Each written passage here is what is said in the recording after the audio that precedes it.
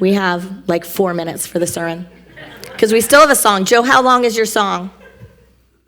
Maybe 4 minutes? Yeah, about 4 minutes. Can you do it in 3? Can you do it fast? We'll race each other to the end. Race each other to the end. We're going to be on a time. Do you think I'm wasting time right now? There's something called mother time. Aisha and I were talking about it. She got the vision in her download. She does these, just pray in, and she gets these beautiful, gorgeous things that she shares. And she came in one morning, and I had come in with the same thing in my own way, and we talked, and she's like, I have this thing, and I'm calling it mother time. This is what I got. And I was like, I know mother time. I am mother time. I live in mother time. And we had this gorgeous divine appointment. So we're on mother time right now. Amen? Amen.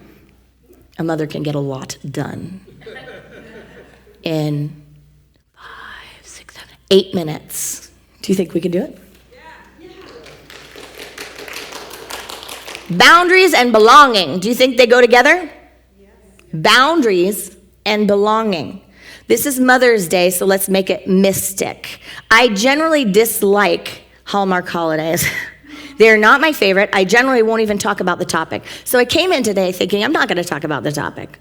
You know, my heart goes out to people that Mother's Day is kind of like a stab in the heart, right? So it's like, I don't want to focus on it too much. Isn't that funny? Because I have just this empathy and compassion for people, and I know how full it can be of stuff. Full it can be, fill in the blank. So I don't usually preach Hallmark sermons. It's just not my style. But I sat with this theme that I was working on already, which is boundaries and belonging. And I realized this actually is a Mother's Day message, because the divine feminine at her most sacred holds both, does it not? At her most sacred. Because divine mothering is not enabling. We see a lot of enabling. We see it in our families, ourselves, our relationships, our government, our parenthood, childhood.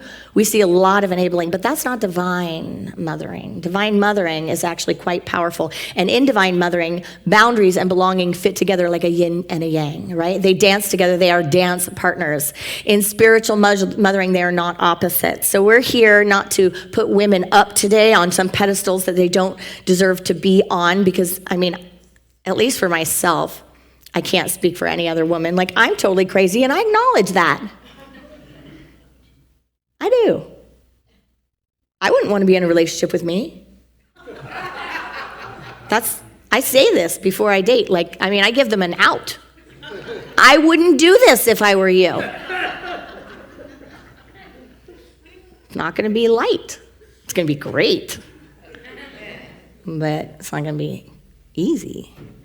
So we're not here to pretend that we are something that we're not. We're not here to pretend that we had perfect mothers. We're here for ritual, truth-telling, and sacred remembrance.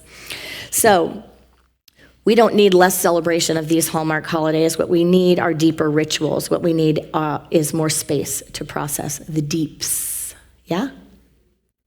So, bold mothering. Ernest Holmes, the founder of Centers for Spiritual Living, also called Science of Mind, said, love points the way and law makes the way possible. Love points the way, and in metaphysics, love would be the divine feminine, and law, which would be the rules and the order, would be the divine masculine. So love points the way and law makes the way possible. It's the integration of the whole, the yin and the yang. And he also said, the highest God and the innermost God are one.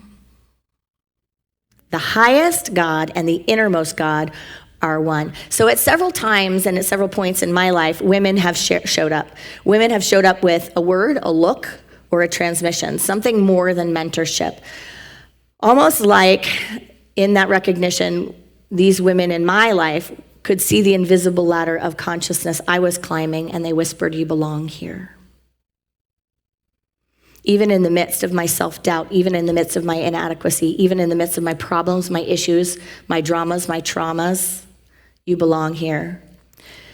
So each of the women in their own way gave me that blessing, not in flashy ceremonies or in making me a shaman or anything like that, but in their presence, in pausing and stopping the planets in motion and acknowledging and seeing me kind of at where I'm going rather than where I feel like I am in my own life.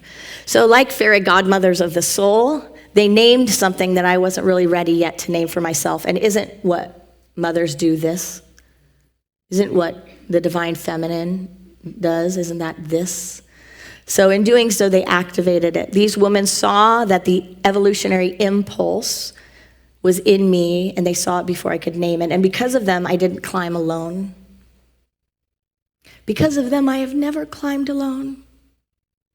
In a world where I've spent a heck of a lot of time alone, I remembered that my rising wasn't just personal, it was part of a greater becoming.